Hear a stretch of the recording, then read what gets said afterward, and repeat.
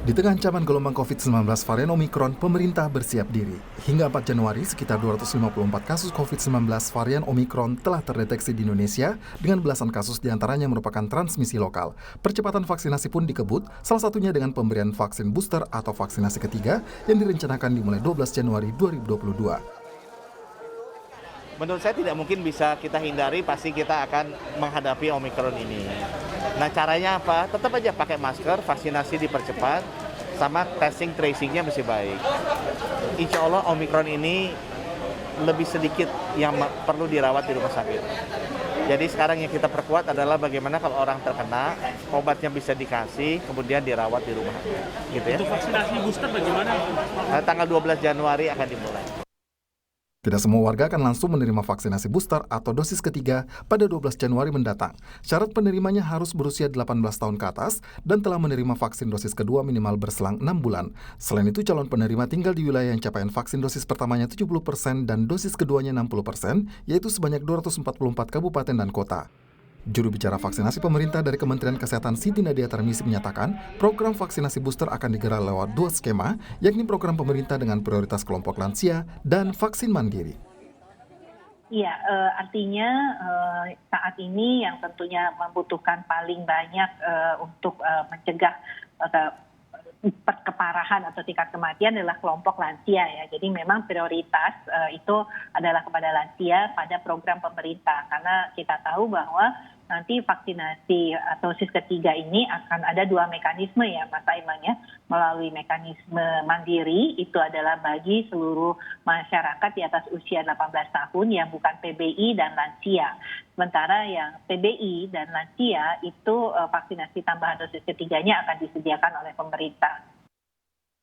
Program pemerintah gratis dan akan menanggung biaya vaksinasi booster untuk tenaga kesehatan, kelompok lansia, dan penerima bantuan iuran atau PBI BPJS Kesehatan. Sementara skema vaksin mandiri merupakan vaksin berbayar yang besaran tarifnya belum ditentukan, namun diperkirakan ada pada kisaran Rp300.000 per dosis. Terkait vaksin booster berbayar, anggota Komisi 9 DPR Kurniasi Mufidayati meminta pemerintah untuk menerapkan standar harga vaksin yang sama dan terjangkau di masyarakat. Bahwa ketika memang harus ada biaya gitu ya, maka penentuan harga vaksin booster ini harus terjangkau gitu ya. Jadi harus ada standar harga yang sama. Jangan sampai seperti beberapa waktu yang lalu ada harga yang sangat berbeda-beda sehingga kesannya sempat disebut tuh harga kisarannya. Waktu itu Pak Menteri belum bisa mention karena sedang dihitung. Dan vaksinasi booster mulai 12 Januari nanti akan menyasar sedikitnya 21 juta orang dengan kebutuhan sekitar 230 juta dosis. Hingga 5 Januari, pemerintah telah mengamankan stok 150 juta dosis untuk program vaksinasi booster. Jika distribusi tidak diawasi, keterbatasan stok vaksin dan tingginya kebutuhan vaksin booster akan mendorong timbulnya penyelewengan peruntukan vaksin. Di Surabaya, Jawa Timur, Polrestabes Surabaya dan Polda Jawa Timur mulai menyelidiki dugaan vaksinasi booster ilegal berbayar. Diduga modus pelaku vaksin booster ilegal yakni memberikan suntikan yang seolah-olah vaksin booster dari sisa vaksin COVID-19 sebelumnya. Modusnya adalah sisa-sisa yang ada dikumpulkan. Sisa-sisa yang vaksin ada dikumpulkan. Kemudian yang bersangkutan menjual kepada orang-orang yang membutuhkan dengan seolah-olah ini vaksin booster. Vaksin booster diyakini penting untuk memperkuat kekebalan di masa pandemi yang kini kembali dibayangi ancaman varian Omikron. Selain menuntaskan target vaksinasi dosis pertama dan kedua, vaksinasi penguat juga perlu dipercepat dengan menimbang prioritas dan rasa keadilan. Apalagi sebagian vaksin ketiga ini tidak gratis. Tim Liputan, Kompas TV. Vaksinasi booster gratis melalui program pemerintah dan vaksin booster mandiri atau berbayar akan dimulai pada 12 Januari mendatang dengan sasaran 21 juta orang penerima. Apa syarat penerima dan siapa yang menjadi prioritas, lalu apakah dimulainya vaksinasi booster berbayar mampu mengatasi ketimpangan akses vaksin? Sudah bergabung juru bicara Kementerian Kesehatan, Dr. Siti Nadia Tarmizi, ada juga Dewan Pakar Ikatan Ahli Kesehatan Masyarakat Indonesia atau IAKMI, Mas Hermawan Saputra, dan peneliti Transparency International Indonesia, Mas Agus Sarwono. Selamat pagi Dr. Nadia, Mas Hermawan, dan Mas Agus.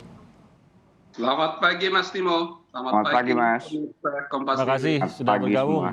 Semoga dalam kondisi sehat semuanya. Jadi saya langsung saja ke Dr. Nadia terkait dengan apa yang harus diketahui oleh masyarakat ini masih sesuai rencana 12 Januari. Apa yang akan kita lihat di tanggal 12 ini? Apakah langsung akan ada pembukaan vaksinasi booster? Apakah diprioritaskan kepada mereka yang menerima secara gratis terlebih dahulu kah? Atau bagaimana nanti, Dr. Nadia? Ya, jadi saat ini pemerintah sedang mematangkan ya rencana untuk vaksinasi tambahan dosis ketiga ini, Mas Timothy, sesuai dengan apa yang sudah menjadi arahan Bapak Presiden bahwa 12 Januari diharapkan kita bisa segera melakukan kick-off untuk pemberian vaksinasi tambahan dosis ketiga ini. Nah, yang sudah pasti tentunya yang akan kita lakukan di awal ini adalah pemberian vaksinasi kepada lansia, karena memang inilah kelompok rentan. Di dalam skema awal pemerintah dengan mempertimbangkan ketersediaan vaksin dan juga fokus kita untuk menyelesaikan 208 juta sasaran dan vaksinasi pada anak-anak usia 6 sampai 11 tahun, maka program pemerintah tentunya akan difokuskan pada lansia dan juga pada penerima bantuan iuran. Nah, tapi kita baru saja mendapatkan informasi terakhir ini bahwa untuk vaksin Moderna itu bisa diberikan setengah dosis. Nah, saat ini kita sedang menunggu hasil selesainya kajian yang dilakukan oleh para peneliti ya. Apakah Pfizer juga bisa memungkinkan diberikan setengah dosis kalau untuk vaksinasi booster ini. Nah, kalau ini bisa diberikan setengah dosis, Pak Menteri sedang menghitung ini tampaknya bisa cukup untuk seluruh sasaran usia di atas 18 tahun. Tapi tentunya ini akan secara bertahap ya. Nah, sementara itu skema yang kedua adalah 2 skema antara program pemerintah dan mandiri kita juga siapkan ya, termasuk juga terkait berapa tentang harganya ya, kajian tentang berapa harga untuk vaksinasi ini sendiri. Oke, berarti untuk platform sendiri yang tersedia atau paling tidak yang dalam waktu dekat ini akan disiapkan untuk masyarakat itu apa sebenarnya, Dr. Nadia?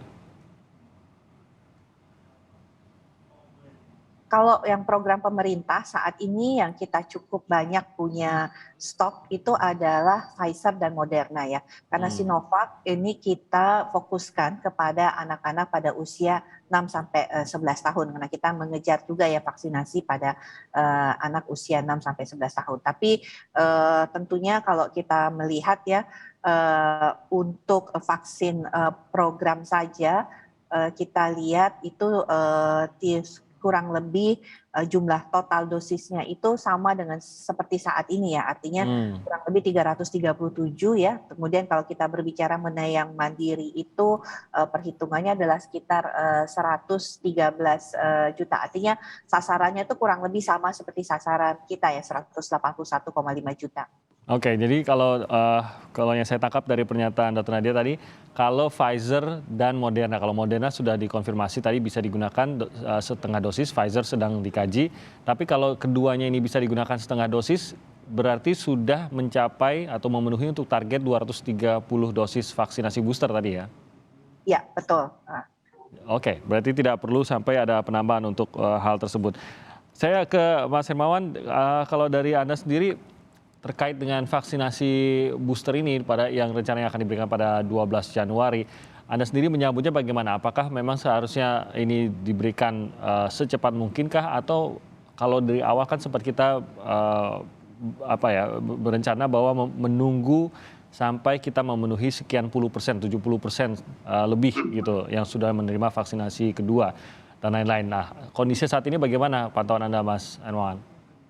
Ya, jadi memang Mas Timo, kalau kita bicara ideal, memang tetap saja idealnya vaksinasi booster itu diberikan kalau memang sasaran kita, populasi kita itu sudah disuntikan untuk vaksin dosis kedua sekitar 70-80%. Nah, ini tentu saja berkaitan dengan coverage dari vaksinasi yang kita juga melihat bagaimana COVID itu melanda dari Sabang sampai Merauke, yang dimana juga akses secara geografi, topografi yang berbeda, sehingga kemampuan kita untuk mengcover seluruh warga negara kita dari aspek equity atau equality itulah yang memang kita harapkan, karena vaksinasi bagaimanapun ini terbukti memberikan dampak yang lebih baik terhadap resiko pencegahan dan pengendalian COVID ini.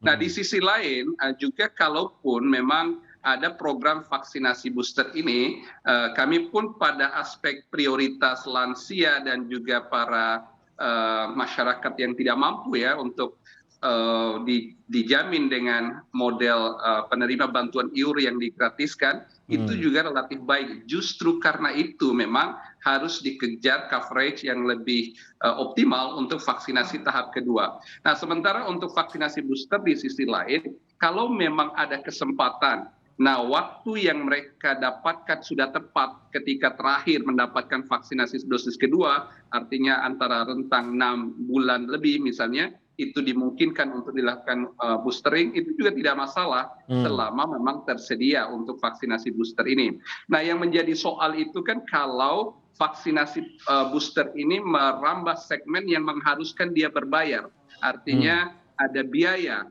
Nah, disitulah problemnya karena kita belajar dari vaksin gotong royong itu capaiannya rendah sekali. Jadi kalau kita bicara vaksin gotong royong dengan menyasar korporasi, itu kan hanya sekedar 10% dari target yang memang juga kecil. Padahal sekarang ya kalau kita random, hampir semua karyawan-karyawan perusahaan itu mereka sudah divaksin. Pertanyaannya mereka vaksin dari mana? Sementara dari data untuk jalur korporasi itu rendah. Artinya model vaksinasi yang menggunakan harga atau pricing ini menyebabkan potensi accessibility dan affordability itu tidak sama.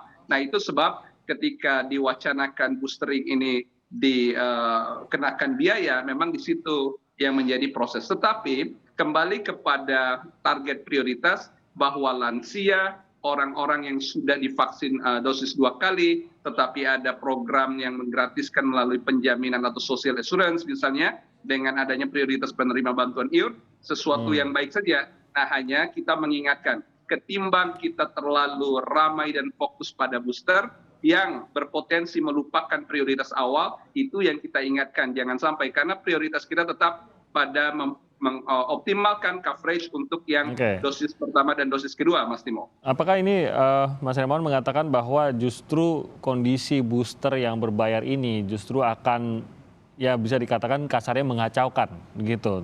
Satu adalah membuat tidak fokus kepada vaksinasi yang menjadi target awal, dan yang kedua justru akan membingungkan dan tidak akan berhasil juga karena toh seperti vaksin gotong royong tadi pada saat melibatkan berbayar justru tidak terlalu banyak membantu begitu. Apakah Anda menyarankan bahwa memang seharusnya booster pun tidak berbayar seluruhnya? Iya, memang kita kan berbicara program vaksinasi ini bagian dari national effort ya, upaya secara nasional yang juga tujuannya memunculkan herd immunity. Jadi imunitas atau kekebalan komunal. Sementara ketika kita melepas vaksinasi itu secara mandiri, pasti ada orang-orang itu yang mampu akses. Jadi orang-orang yang siap membayar, tetapi banyak dan lebih banyak lagi yang tidak mampu berbayar atau tidak mampu mengakses begitu. Nah, itu sebab upaya-upaya untuk menyediakan vaksin booster ini kan harus kita pertimbangkan secara distribusinya, geografi dan topografi. Sejujurnya kalau kita melihat laju vaksinasi itu kan lebih tinggi di wilayah-wilayah perkotaan, terutama wilayah Jabodetabek atau di Pulau Jawa. Tetapi bagaimana kita menjamin, tadi saya menyebut equity and equality, antara ketersediaan secara akses tapi juga keterjangkauannya secara merata dari segi biaya dan juga geografi, termasuk dalam konsep ini adalah keterjangkauan biaya tadi, itu menjadi faktor penentu pemerataan untuk booster ketiga nanti. Maka ketimbang kita bicara pada vaksinasi booster ini yang berpotensi tidak merata karena adanya beban biaya untuk sebagian ke depan, lebih baik dengan program pemerintah yang ada dan dengan sisa vaksin yang memang diperuntukkan untuk program nasional itu betul-betul difokuskan untuk mengcover target yang sekarang ini kan secara kumulatif baru 55%. Nah, sementara lansia juga baru sekitar 42%. Artinya prioritas ini harus dikejar lebih dahulu sehingga kembali kepada diskusi kita di awal, Mas Timo, prediksi kami itu baru kita wajar untuk fokus pada boostering ini sekitar pertengahan tahun melihat laju vaksinasi saat ini. Oke, baik. Saya ke Mas Agus, kalau sorotan dari TI sendiri terkait dengan harga vaksin booster ini dan ya kondisi berbayarnya sendiri bagaimana, Mas Agus? Ya, terima kasih Mas Timo. Selamat pagi untuk semua. Jadi secara prinsip kami dari Transparansi Internasional dan Koalisi Masyarakat Sipil begitu, posisinya adalah kita menolak vaksin booster berbayar gitu. Hmm. Yang pertama adalah alasan sederhananya adalah tadi Pak Hermawan sudah sampaikan bahwa laju vaksinasi secara nasional memang iya dosis pertama sudah 80%, tapi dosis kedua kita masih kurang dari 56% gitu.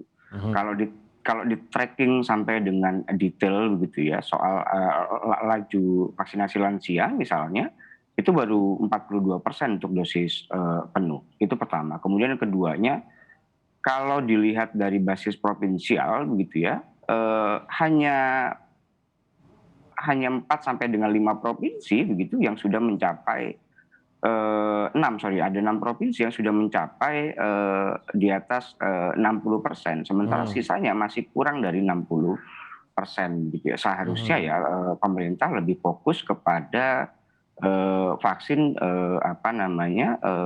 dosis pertama dan dosis kedua begitu. Itu yang pertama. Kemudian yang keduanya adalah pemerintah juga seharusnya mengclustering gitu ya kelompok-kelompok prioritas. Kelompok prioritas berdasarkan usia memang sudah terlihat di sini, tapi kelompok rentan lainnya itu tidak terlihat sama sekali dalam dashboard yang disediakan oleh Kementerian Kesehatan gitu.